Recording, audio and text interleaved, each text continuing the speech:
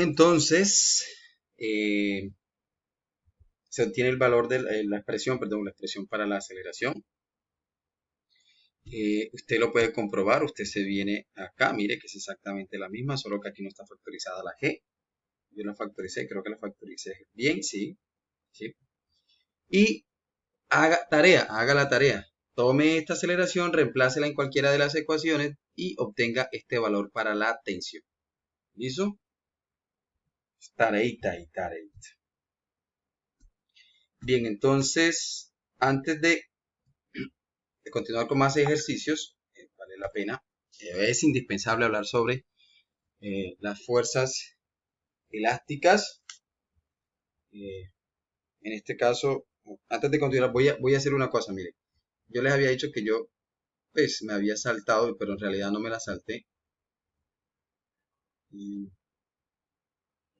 Este ejercicio, si usted puede hacerlo, usted puede dibujar, aquí está resuelto, ¿no? ¿Cuáles son las fuerzas que actúan sobre el semáforo y luego las fuerzas que actúan sobre el nudo? Aquí la única, digamos, lo que usted debe tener en cuenta, lo que debería tener en cuenta en este caso, es que el semáforo está en reposo, está en equilibrio. Entonces, esto implica que la sumatoria de fuerzas es igual a cero.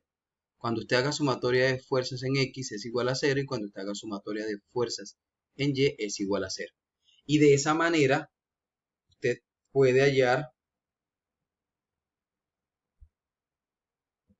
las tensiones, es decir, hallar la tensión 1, hallar la tensión 2, hallar la tensión 3.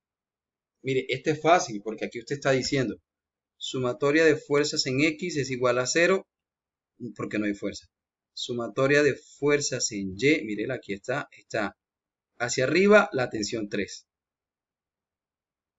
y hacia abajo el peso del semáforo, voy a llamarlo así.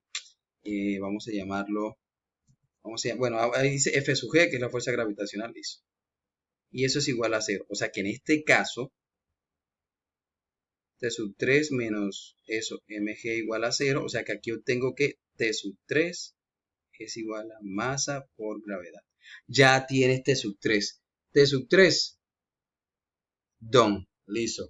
¿Quién me falta? Pues me falta estas otras. ¿Cómo las hace? Pues haga exactamente de igual manera que hicimos las anteriores. Mire que aquí le va a dar, usted tiene unas componentes en X y unas componentes en Y.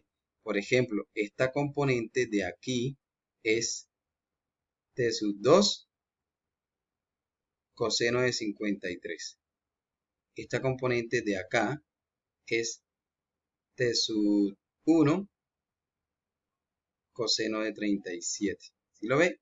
Esta componente de aquí es T sub 2 seno de 53 y esta componente de acá es T sub 1 seno de 37. Entonces ya usted sabe cuáles debe sumar en X y cuáles debe sumar en Y. Y sale. ¿Vale? Bien. Este es otro ejercicio pues que está ahí explicado. Fuerzas de contacto. Explicando digamos los más relevantes.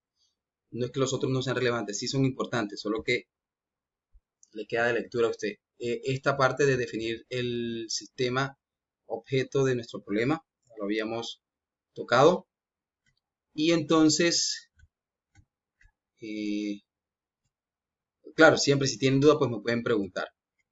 Vamos a hablar ahora entonces de las fuerzas elásticas.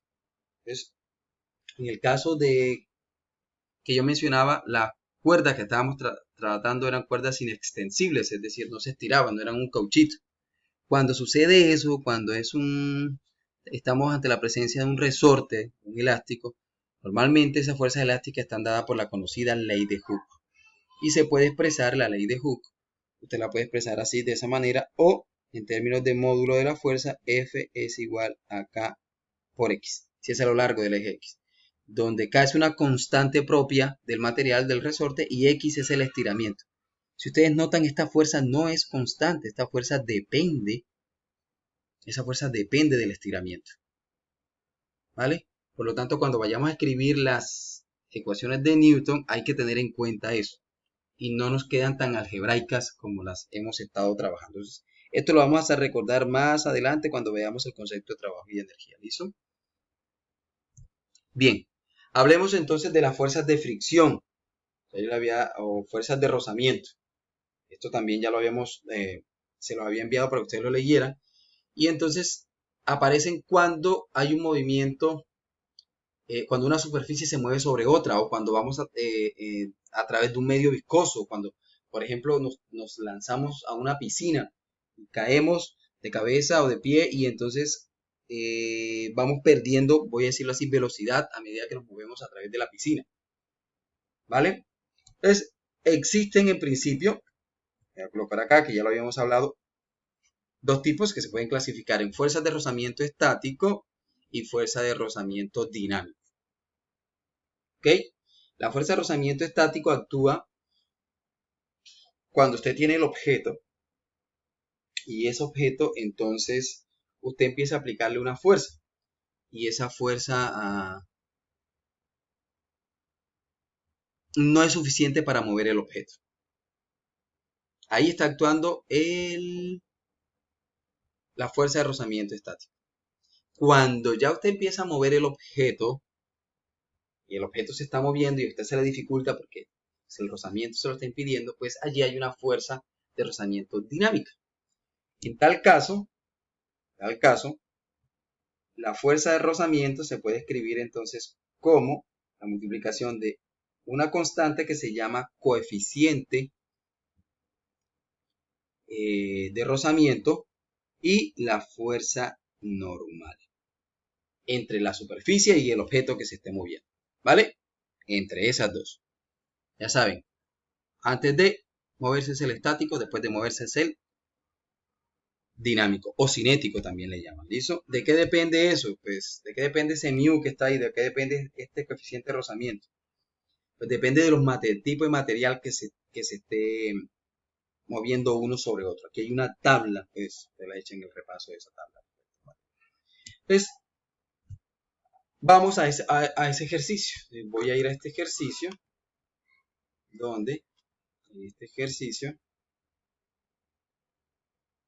yo quiero calcular entonces, esta diapositiva se la voy a reenviar, ¿ok? ¿Vale? Para que sepan, ya está rayado lo otro, pero pues para que ustedes lo tengan en cuenta ahí, ¿no? Formato de fondo, ya sabemos que esto es sólido, sí, sólido. Y vamos a hacer exactamente lo mismo. Ya no voy a escribir paso 1, 2, 3, ¿no? Ya voy a ir aquí de una vez haciendo las cosas, ¿listo? Dibujito, dibujo, listo. Bien, perfecto. Dibujo, entonces esto es. Se puso pesado esto. Dibujo, entonces esto es. Fuerzas que actúan sobre este señor. Lo siento. Fuerzas que actúan sobre este señor. El peso. M2G. Observe que yo le coloco, lo dibujo como vector. Dibujo la flechita, lo pongo hacia abajo. Otra fuerza sobre este señor. La tensión. De nuevo, esta cuerda es sin masa, inextensible. Es la misma tensión para ambas.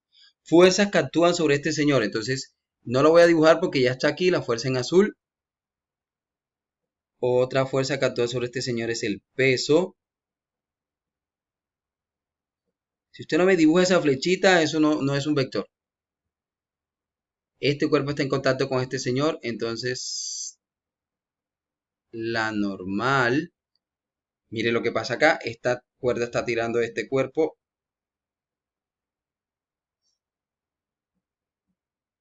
La tensión y, atención, aquí ya antes no conocíamos el rozamiento, ahora sabemos que existe. Este cuerpo se está moviendo hacia la derecha. Entonces la fuerza de fricción que yo la dibujo, la puedo dibujar donde yo quiera aquí, no pasa nada. Actúa contraria al movimiento. Fuerza de fricción. ¿Listo? Usted dibújela contraria al movimiento. ¿Listo? Contraria al movimiento. Ahora, listo, ya Voy a escoger mi sistema coordenado. ¿Cómo va a ser mi sistema coordenado? Pues mi sistema coordenado va a ser el siguiente. ¿Ok? Por alguna razón esto se me está quedando. Ok, entonces para el eje X de este señor va a ser este. Para el eje Y va a ser este. Para este señor este va a ser el eje Y'. Este va a ser el eje X'. Y lo voy a dibujar por acá bien chéverito, como lo venía haciendo anteriormente. ¿Listo? Entonces ya empezó a molestar esto. Esto es el cuerpo de masa 2 sobre él actúa la tensión y el peso 2. Sobre el cuerpo de masa 1 actúan entonces hacia abajo el peso, hacia allá una fuerza que le está aplicando el problema F, hacia arriba la fuerza normal, perdón, ahí está, y hacia acá actuando fuerzas. Una fuerza es la tensión, otra fuerza es la fricción. ¿Vale? Y empezamos a escribir las ecuaciones de movimiento. Si me da tiempo, si me da, listo. Sumatoria de fuerzas en X para M1 igual 0, ya sabemos. Sumatoria de fuerzas en Y, esto es hacia arriba la tensión, hacia abajo el peso, y eso es igual a masa 2 por aceleración. Para esta señora, sumatoria de fuerzas, no lo voy a hacer ahí, voy a hacer por acá. Para esta señora, sumatoria de fuerzas en X. ¿Quiénes actúan en X? Entonces en X mira quiénes actúan. Para la izquierda ahí está 2 y para la derecha está esta señora. Pero esta señora que está aquí tiene de nuevo una componente, mírala. Una componente en X y hacia arriba tiene una componente en Y. Entonces está actuando la componente en X de esa fuerza. ¿Quién es? Es F coseno de tita. ¿Vale? ¿Y quiénes van contrarias? ¿Quiénes van negativas? Pues van menos la tensión menos la fuerza de fricción. Y eso es igual a masa 1 por aceleración.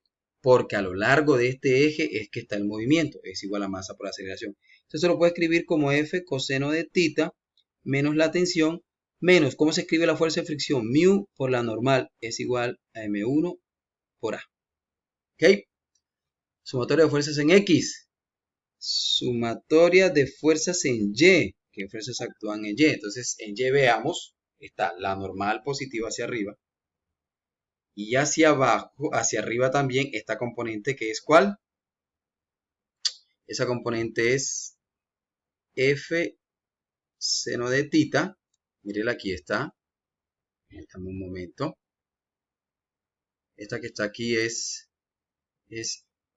F coseno de tita. Esta que está acá es F seno de tita. Entonces, esto es más, ¿listo? Un momento. Voy a borrar eso. Así lo voy a escribir bien, bonita. Más F seno de tita menos el peso que actúa hacia abajo M1G igual a 0. ¿Por qué igual a 0? Hombre, porque a lo largo de este eje que yo escogí como eje Y no hay movimiento. Entonces tengo 3 ecuaciones con las que voy a trabajar. Y hay que resolver ese sistema de ecuaciones. Te lo puede, hágalo de tarea. Tome esta ecuación que está aquí. Esta que la voy a llamar, no sé, la ecuación 1. Esta que está acá abajo la voy a llamar la ecuación 2. Y esta que está acá la voy a llamar la ecuación 3. ¿Listo?